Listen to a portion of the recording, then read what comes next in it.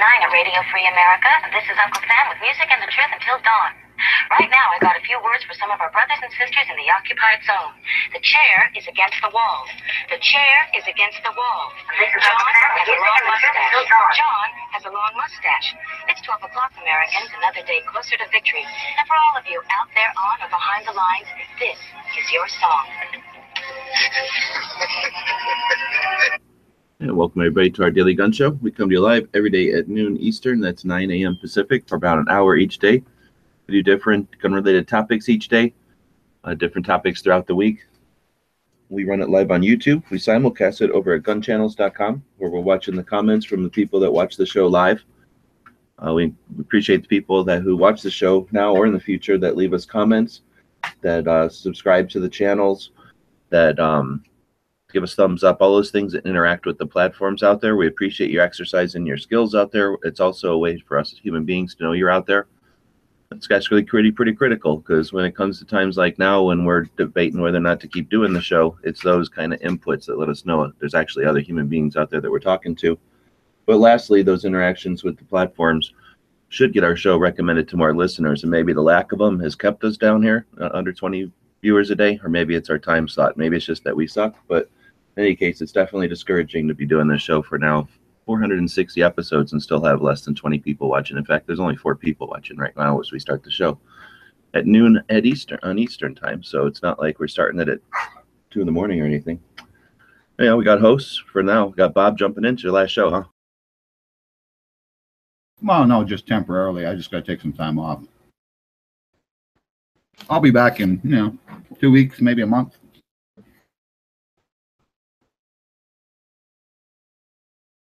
Right on, then we got Jimmy jumping in from Phoenix. Hey, what's up? Good to be here. And I'm down here in Tucson. So let's see, we're going to be jumping into episode 460. I believe it's a caliber, isn't it? There's something 460. It's a Ford motor. Oh, maybe that's where I'm used to it. And then we'll be talking about gun tech. We'll be talking about the gun biz and alternative gun topics. I'm distracted. I can't tell if this dog wants to go outside or if he just wants to find a more comfortable spot. But if I don't pay attention, poop is the result, and other things that are even worse. So I'm going to pay attention to that. We're going to talk about gun tech, guns on Instagram. There's plenty to talk about there, I think. Oh yeah, there's tons of guns on Instagram. I could spend hours just like going through my feed of people, that I follow and stuff like that. And tons of gun porn.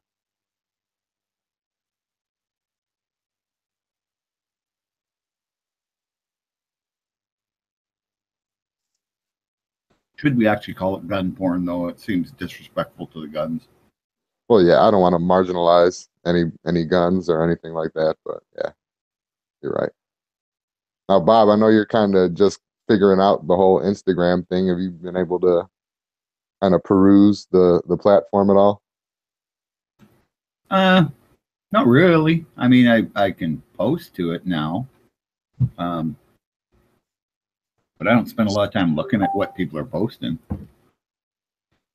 Because I think it's cool, especially some of the like manufacturers and I don't know if they're necessarily promoters or what other kind of people are up there, but they put up like newer guns and stuff like that, or like concept guns. I think that's pretty cool.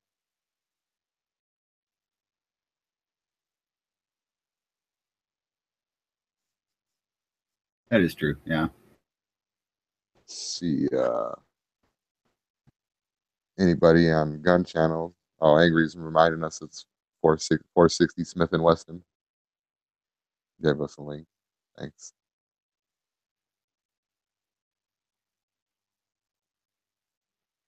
Let's see if anyone's on YouTube.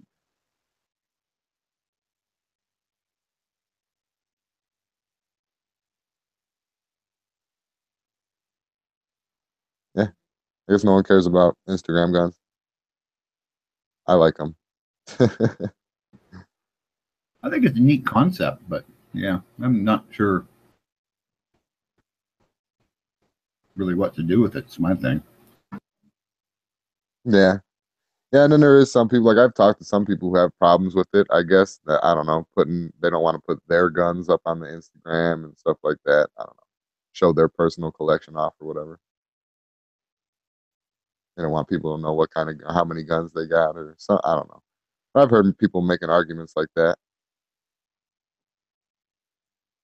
And there's of course angry saying the hashtag Daily Gun Show that there's always that showdown.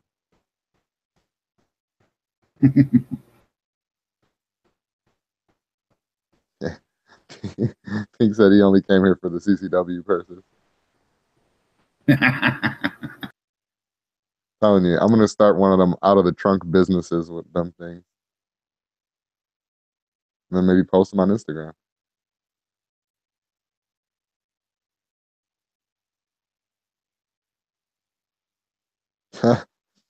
Couldn't figure out why I wasn't seeing anything on the gun channel. It's because I wasn't on the Daily Gun Show. I was just on the regular chat. Yeah.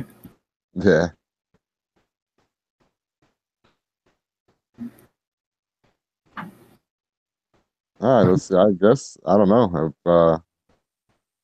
Guess we solved this whole Instagram debacle. Right on. So we can go into gun biz. Are lever guns still a thing? Hell yeah. For a minute and feature one of the members over on Gun Channels. They were featuring one of the people over on Patreon that we support. It's called Slamfire Radio, Canadian Firearms Podcast. Is this one of yours, Bob? Can't say I've even seen them. I'll have to check. I might have added this one then because it's Canadian, but I'm not familiar with it. You didn't add it, Jimmy. What? Them? Nah. Okay. So we're giving them $1 a month. Patreon just recently changed their thing, so it's now going to cost more like $1.37 to support somebody at the buck level. Yeah. We've got 31, 32, I think 31, 30 maybe. I think I dropped Heavy yesterday. Heavy ain't doing nothing anymore, so I dropped them to make it an even 30. And that's going to be $40, $43 or something. I don't know. There's no way to do the math. But I'm debating if it's not my money. I'm spending Patreon money to do that, but I still suspect the platform is worth an extra 30 cents. I know a lot of people weren't happy with it yesterday, but I'm not going to, cut off your nose to spite your face. I believe the platform is sound, and for things like this where we can support channels we don't even know and hopefully share audience. They've got 76 people helping them out with $250 per month. So you take taxes off of there, they're still getting a couple $100. Maybe that gets them gas to go somewhere, gives them some time off of work to get to an event that they can cover and then bring out there. So I think it's an interesting platform, and they're not anti yet. So the more and the larger channels we have over there, the more the platform. I gotta go. Okay. Yeah, I think I see your point. The more and the larger gun show type gun content that goes over the Patreon, the less likely they are to become anti-gun. Yeah, absolutely. Well, you got people. A lot of these people have never been exposed to stuff, so yeah, they just think they're scary and they don't want nothing to do with them. So getting more info out there and more videos out there and more stuff out there is always a good thing, in my opinion. Oh, for sure. So I guess with that we can move on to lever guns. Are they still relevant, or are they still a thing? I'd say heck yeah. Oh yeah. Plus, lever guns are the most fun to shoot. I mean, nothing makes you think cowboy than racking that lever and pumping out a few rounds. Oh yeah, definitely. And those, I mean, I can't do it like that, but watching some of those like single action shooters, those cowboy shooter competitions, and then they just make that thing go like a machine gun. Deadly assault lever gun. Yeah, the speed those guys get out of those things are just as fast as semi-automatic. Yeah. Oh yeah, definitely. But yeah, I don't know. I think they're neat. I especially like I like those little mare's legs, the little SBS version. I like those, or SBR version. Oh yeah, I they're like, cool. You put a real stock on them so that they can. yeah, that's what I'm saying. Put like a little get a mare's leg and put like a 10-inch stock on it or something like that.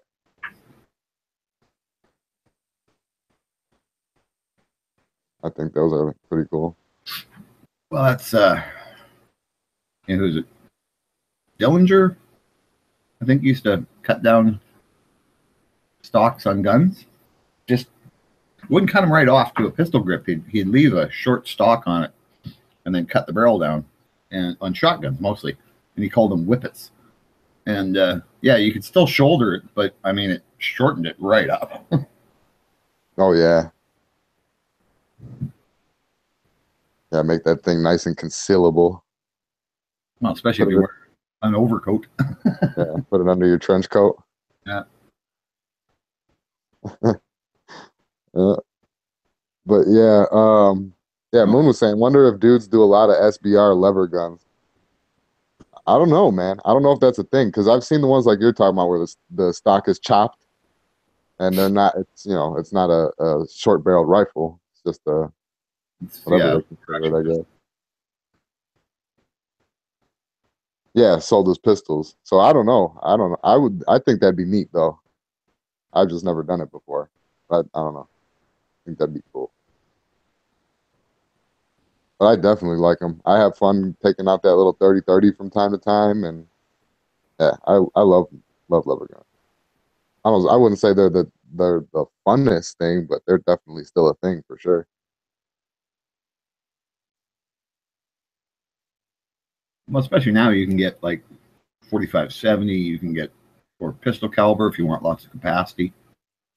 Like you get one that's in 357 Magnum. You load it up with 38 specials. You can get like 12 rounds or something in them.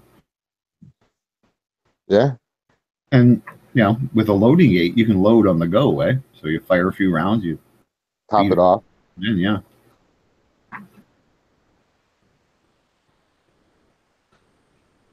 Yeah, I think Hickok did a episode where he had one that was a suppressed lever action SBR. That was pretty cool. Oh, really? That would be cool.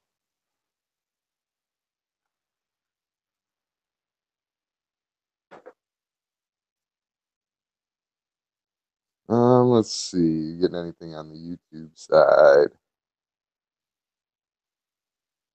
The Henrys. Everest was saying the Henrys are nice.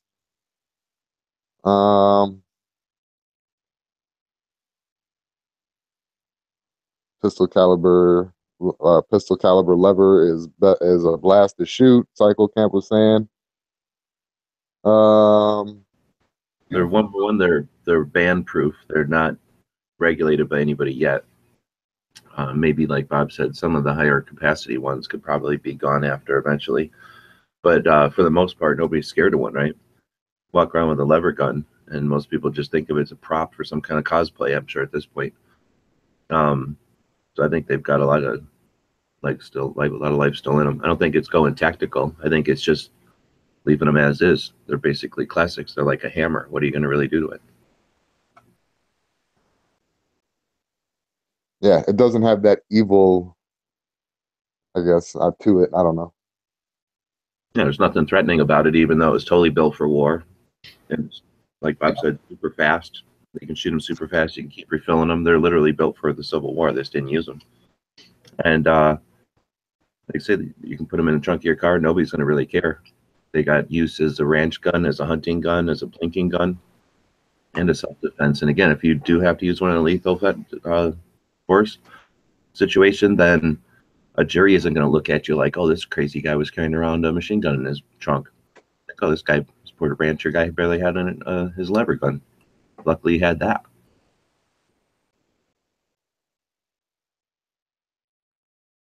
Might be the best option for a travel gun. Yeah, that's true, because nobody's going to open your trunk and see a lever action rifle and go, oh, you're up to no good. Need mags. You just got a belt or a sling with rounds on it. or a pouch or something with a bunch of extra rounds, a couple of handfuls of rounds at 30-30, you're good to go to get you to a AK or an AR or something.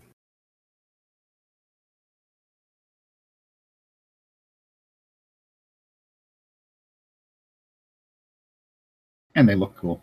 My first gun was a single shot lever. You pull the lever to open the breech and then put one in there and pull one out.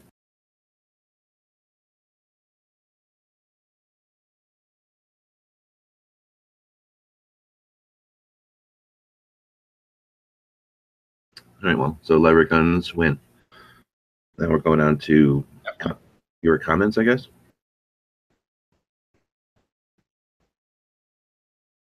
So on Fridays, I want to read your comments from the YouTube channel and bring them up here. Both to encourage them and so people can see what kind of stuff happens behind the scenes on YouTube stuff.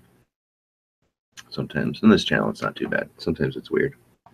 Philo is saying, don't quit. I need a morning gun talk. Finally found my people on YouTube. Yeah, that's awesome. I think we definitely have had some successes in 460 shows, but I can't do the show myself. So we'll see how it goes. But yeah, it's frustrating to not get a little bit more, what do you call it?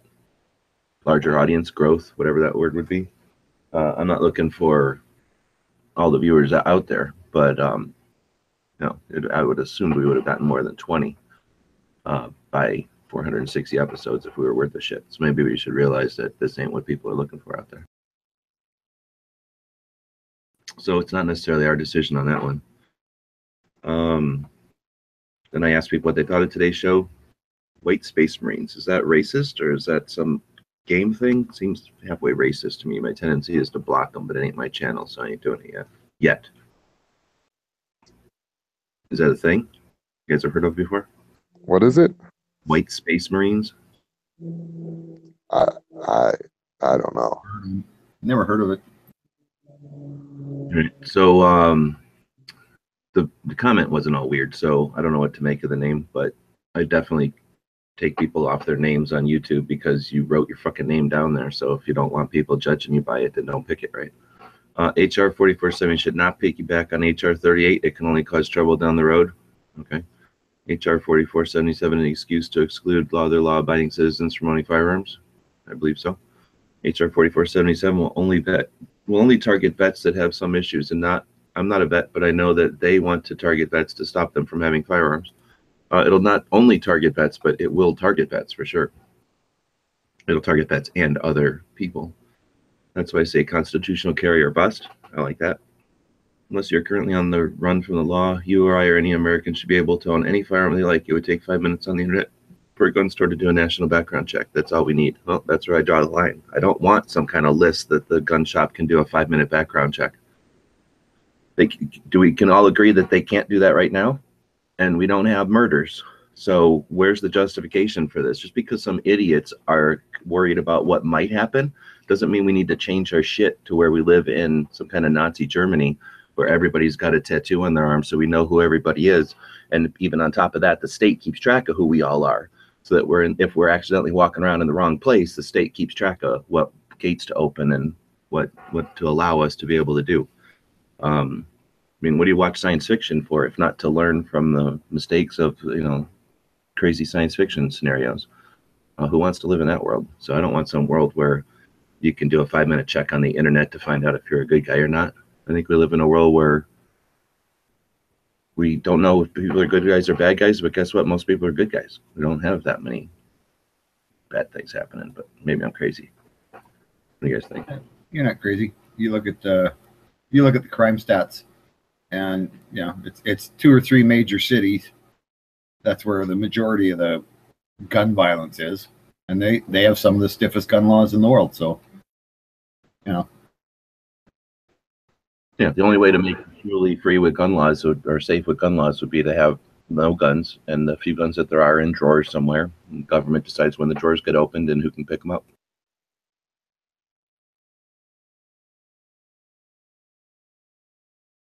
So then we posted this, I guess, and then I posted this because when you're playing around with the SEO numbers and stuff on YouTube, they want you to comment on videos. So it turns out if you comment on your own videos, that counts.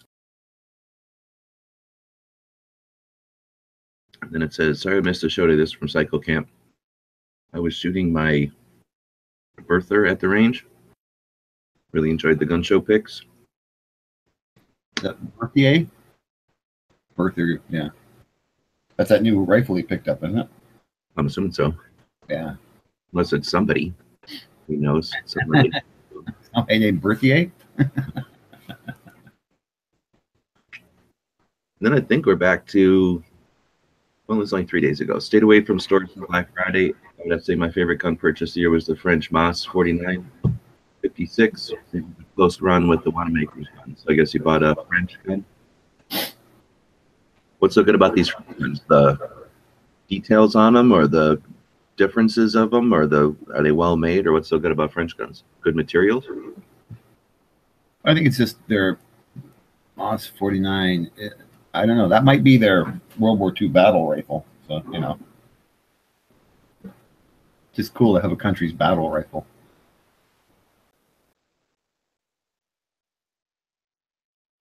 The only one I really like of these is, I guess, this one, where you pull this thing out and it's the bayonet. It's like a spike bayonet that goes back in the other way.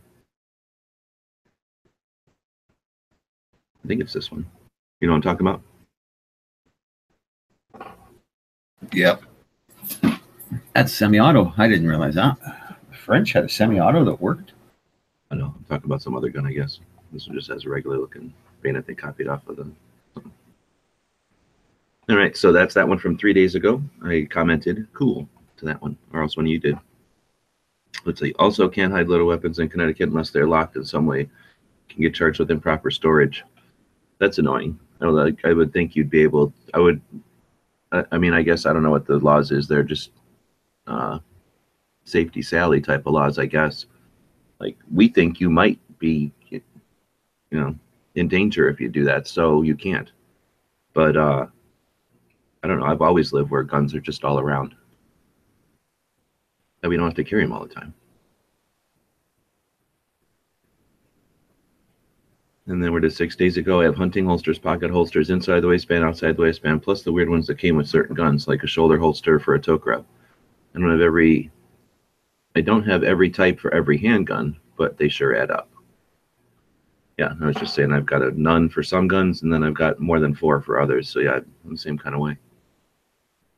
So you can see we got Cycle Camp leaving comments. We had Philo, and then Scott, I guess, John Smith, and then Travis. So we've had a total of like 5 people over the last week leave us comments. Kind of difficult for 3 grown men to justify doing something, you know, when we're just not getting a lot of feedback. So unfortunately, this was supposed to be a fun part of the show, but it's just crapping on the whole thing, making it seem like, what's the point? So making me feel like that, at least. So next we'll go on to alternative gun topics. What's next in gun tech? We've talked about this topic before. I like to throw it in every once in a while. You know what I'd like to see is that what was it, FMG, with that little Magpul thing that was in a box and it flipped out, the Magpul sub gun. I'd like to see somebody kind of tweak on that and make that something. You've seen that 20 credit card gun, right? Well, yeah, but I mean, you know, Magpul one with that had a 30-round magazine, something like that.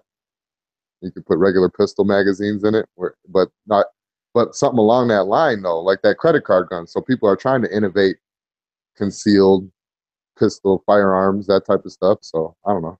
I'd like to see somebody folding them up. Yeah. Yeah, but with something that you could actually, you know, something that you could have as maybe a primary sidearm or something like that. This is like that little. It's no longer in the game anymore. When they're going to invent a gun like this and not try to give me one to make me take videos of it. That's why it was no longer in the game anymore. Yeah, now if that credit card gun was semi-automatic, I could maybe see. Even semi-automatic 22, like have it as a backup gun or something, or like a third gun maybe. This is a backup gun. What would you need? It's one bullet. That's all you need. How are you going to make it semi-auto? Where are you going to put a magazine in this? Well, that's what I mean. Like have something fold out where a magazine is in it. Like, you know how they got those, what are they called? Deep concealed block? Or the French made a submachine gun that the magazine folded flat along the barrel when you were transporting it. Oh, well, let's just hold it out. All right, all right. I'm happy to see that they're making this at least, though. Yeah, it is kind of cool. It's pretty innovative, really. I've never seen one. You guys seen one? No. Not in person, though. Just videos. Well, we used to say what's next in gun tech, and we would say the frames that get transferred between what do you call them? Frame, like the guts that get moved around between frames. What do you call that? Like the chassis that gets moved around between frames so that the chassis is the gun. You talking about like that fire control unit or whatever? Uh-huh. Yeah.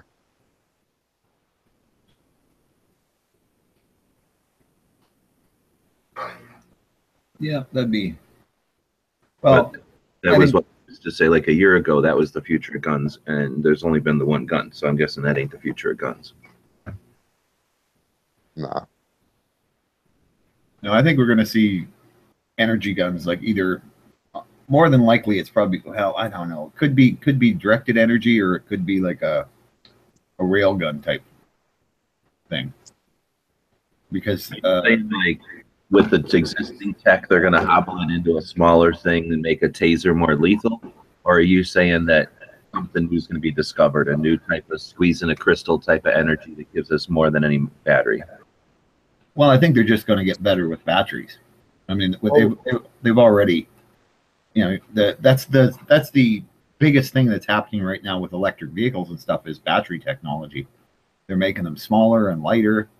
So, yeah, if you're looking at something that it doesn't have power car, it's only got to power maybe 30 shots, and then you dump it and pop a new one in just like you would a new magazine.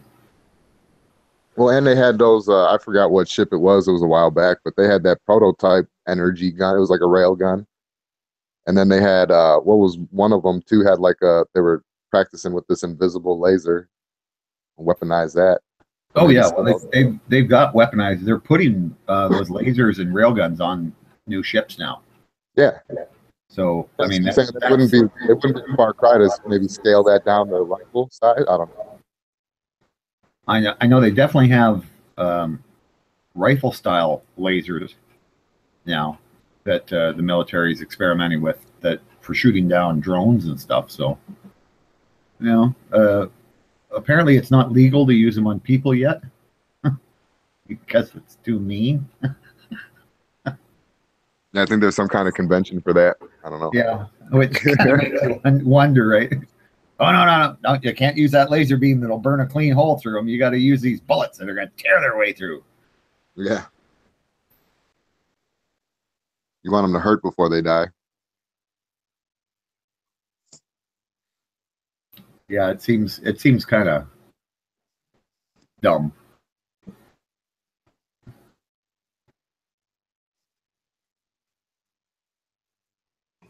Any new materials? Ceramics? Yeah, I think that's going to be coming. I don't know why we would have ceramic bullets instead of using precious metals all the time. Seems stupid. Like one of the oldest tech, 100-year-old plus tech already. Yeah. Well, and they can make ceramics that are hard as hell. So they can make a ceramic that'll stop a bullet. You know what's stopping that, I think, is the stupid laws. The laws against, because there is no actual definition of armor piercing other than the makeup of the materials in the projectile, which prevents somebody from taking something like a steel core and wrapping some hybrid material around it to interface with the bore and the barrel, and then, create something that's more useful or more efficient or more cheap. No, because imagine how cheap ceramic is, because it's basically just sand, right? Glass, yeah. Glass bullets or something. Gorilla Glass. Wouldn't cost much, and maybe they'd be less lethal. Oh, stifling innovation. Oh, I think they might be more lethal. But they could make them less lethal. something that can handle a stress in one direction, but none coming straight on, so that they just disintegrate or turn into powder. Yeah. All energy. I'm sure that could be just like a with it. Like a beanbag round almost.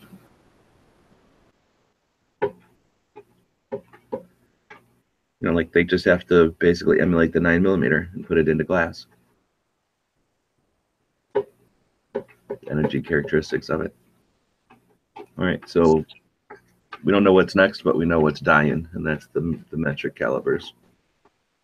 So we'll move on to the next segment. Can all agree on that? And I totally agree. We talk about a gun shop every day. It's one of the reasons we do the show. We also like to talk about Hope Gnomes from Nova. I actually tried to, back when I was a sucker, I tried to be a secretary at this company. I was a sucker. I wanted a job in business. Next up on the gun show. Not this company, that Nova company. Here in Tucson, Arizona. These are actually pictures of their remote location, a smaller auxiliary store on the east end of town. Miller's has been around a long time. It's a real fixture for Tucson. Did you go to this store, Bob? Yep, I've been to that one. The uniforms, clothes, Carhartt, those kind of things, and some surplus. They've had more surplus in the past, less now. And this is, again, pictures of their remote. I just noticed something there. Is this like an inflatable pool thing, but it's really an F-16 Thunderbird? That's awesome. It almost makes you want to have a kid in a pool so that you can watch your kid jump around on an inflatable Thunderbird. Or give some kid for Christmas, I guess. And this is, again, remote auxiliary location on the east side of town. I'm wondering if any of the people watching this from Tucson or used to live in Tucson remember their old location out on Cold Road. When you go there, please don't just reach in there and start grabbing things because they're sharp. They're knives. So they had a further east location for a few years back a long time ago. Anyway, stay tuned for lots more on the Gun Show Loophole Tour. Thanks for watching. That's how you take 3 pictures and turn them into a 1-minute video. So that little tiny place on the east side of Tucson that I don't know. I like them, but I don't like them. They're kind of douchebags. They're a bigger store. They're downtown. They're the only game in town at this point.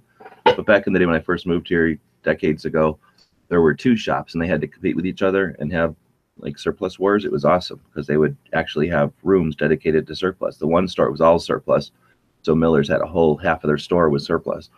Then once the other store went out of business, they just started being more of a camping store. They have decent camping and like work clothes, Dickies and Carhartts and stuff, and big fat sizes. They're like the only game in town if you're like big dude and you don't want stupid looking clothes that are made in like Pakistan or whatever.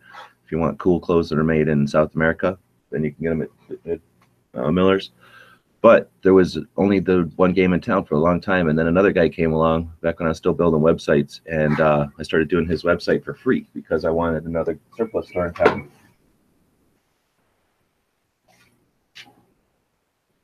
And then eventually he moved his location to basically across the street from this one.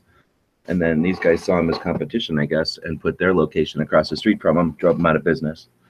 So kind of douchebags, but on the other hand, it's our only game in town. So it's kind of like YouTube, like the YouTube of surplus in Tucson. Got to deal with them. Guess I'll never have them as a sponsor now. Probably not. But they did have another location. Well, here's the thing. They had another location in Tucson way over here on the east side. And then the guy who was in that other business I was telling you about, he was the manager of that location. Didn't like the way they were running. And that might have had something to do with the reason they wanted to put him out of business. They didn't want one of their employees. Yes. Anyway, a little bit of dirty laundry from the stuff. Every day we like to feed. So if you want to continue the concept going, remember you got a camera in your pocket, or don't. Let the businesses go out of business. It's no big deal. We got big box stores. We got the online. We got our Black Friday. We can buy all this stuff cheap on one day of the year. Then what? We go into the gun of the day. Do we even have one? There's no gun. Oh, there is. Oh, this gun. Yes, the gun of the day. Bob's And last I've show. taken a hiatus. I figured I would make it the VZ58, the improved, better 7.62 by 3.9 com block gun. Do they chamber that in 460 Smith and Wesson? No, you can get it in 223 though. That's that aluminum copy of the AK, right? Aluminum, yeah, aluminum. But it's not really a copy. It's a completely different design. The Czechoslovakians were a little funny that way. Even though they were a Soviet bloc country, they liked to build their own guns. I mean, Czechoslovakian guns are pretty famous. I mean, they're very well designed, well built. So they said, you know what? We'll use your caliber. We'll use this 7.62 by 3.9, but we're going to make our own gun. And somehow the Russians said okay. So yeah, they designed it, and it does superficially look like the AK, but it operates pretty much completely differently. It's gas design, got gas tube on it and everything, and the op rod. So but it is an aluminum frame and everything. Like it's so much lighter than an AK. It's surprising. Yeah. I shot you one out of 2 years. I liked it. Yeah. Yeah, they're really good shooting gun, very accurate, a lot more accurate than your average AK. And you can load them from stripper clips. I mean, they've got an open top on them. So yeah, it's what the AK could have been if they had designed another one and thought about it a little more. So other than the proprietary magazines, which are kind of a downer, because they're expensive, but other than that, you know. And they're fragile in aluminum. But Oh yeah, but you can get polymer ones that are actually cheaper. They're only $18 instead of 38. And yeah, they work really well. But yeah, it's definitely an alternative to an AK or to a AR, really, when you can get them in 223. Very popular around the world in countries that don't want to be seen as, oh, AK-47, oh, you're evil. You know, because the AK-47's got that reputation of being an evil gun.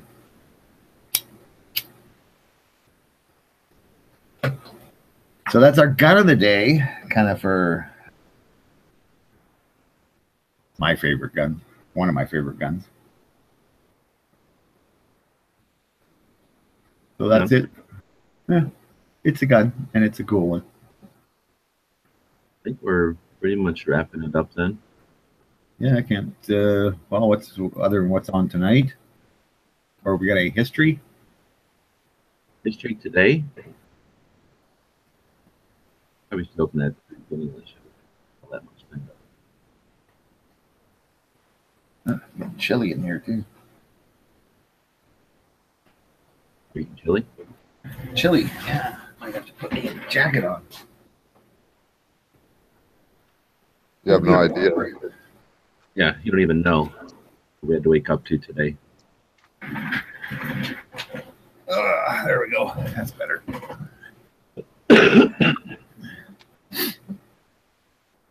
So, nothing in history? I'm looking. Yeah. I think I've seen a good thing on Instagram today, that today in history, the Japanese looked at each other and went, I think we made a mistake.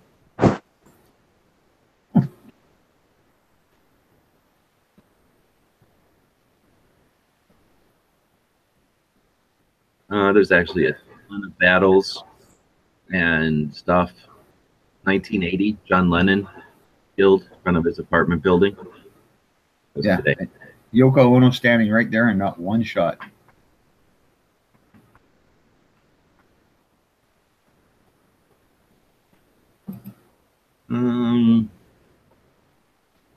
Like in 2010, so 8 years ago only, SpaceX becomes the first privately held company to successfully launch, orbit, and recover a spacecraft.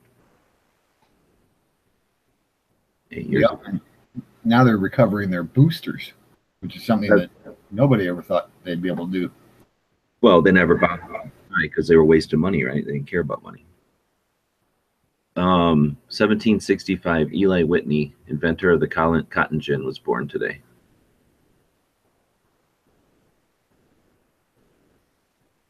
Huh.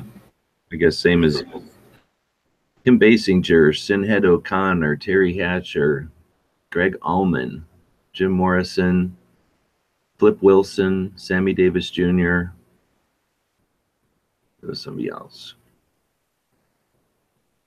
Eli Whitney. Yeah, a lot of people born today, December 8th. But Eli Whitney, so I was at the NRA Museum, and the guy's doing the talk. I think it was live while we were on the, maybe it wasn't. But I don't think we got reception in there to do the show from inside. I think it just recorded it. But the guy brought up how Colt, one of the things that Colt contributed to the industry and to everything, to society really, or to industry, is the interchangeable parts. And his demonstration, I think it was in Europe or something, where he had taken a bunch of his revolvers. He got the concept of the revolver from the boat, I guess, from the way that the boat has some kind of a deal on the wheel of the boat that steers the boat, where they could lock it to, so they didn't have to stand there holding it all the time. And he thought that was clever, and I guess he incorporated that into the locking on the revolver so that it would time with the barrel or whatever. And then created interchangeable parts so that it could be created practically. And he would do a demo where he took all the parts, and he took a bunch of guns, took them all apart into their parts, put all the parts into a big sack, shuffled them around, shook them around. As he continued the talk, the guys behind him would sort out the parts back into, whatever random collection, a number of parts needed to be put into a gun, and then put the guns together, and they'd all be working. And that was super impressive. But can you imagine at the time when every single thing was handmade, to be able to see something like that, where a process where machines were now uniform? I mean, we take interchangeable parts for granted. We act like given. That was literally a point in time when tech went from craftsmen and individuals to machines. Skynet started to take over right then. And that was Colt. And if you think about it, at least for me, I was taught Eli Whitney and Stupid Cotton Gin was the creator of all that. And really, Eli Whitney was making barrels for Colt or something and said, oh, that's a neat process, and started doing it to the cotton gin. But he stole it from the revolver. That's a deliberate communist plot, literally, to dumb our kids down and not let them realize that guns are not only integral to this country, but to all of society for literally the Industrial Revolution. Thank you, Colt. Thank you, guns. Yeah, for Skynet. Yeah, thanks for giving us Skynet, guys. And votes. Skynet was inevitable. It gave us the tools to fight Skynet, though. That's true. It's a double-edged sword, right? Yeah. All right. Well, so that was today in history. And what was I going to do? Dang it. I was over here somewhere trying to click on. Let me try to click on this, I guess. Well, I guess if somebody, what do you call it? Oh, I have to click on something else now. I have to click on this, this, and this, and this, and then this will happen. This is going to happen. Maybe it won't, but it should.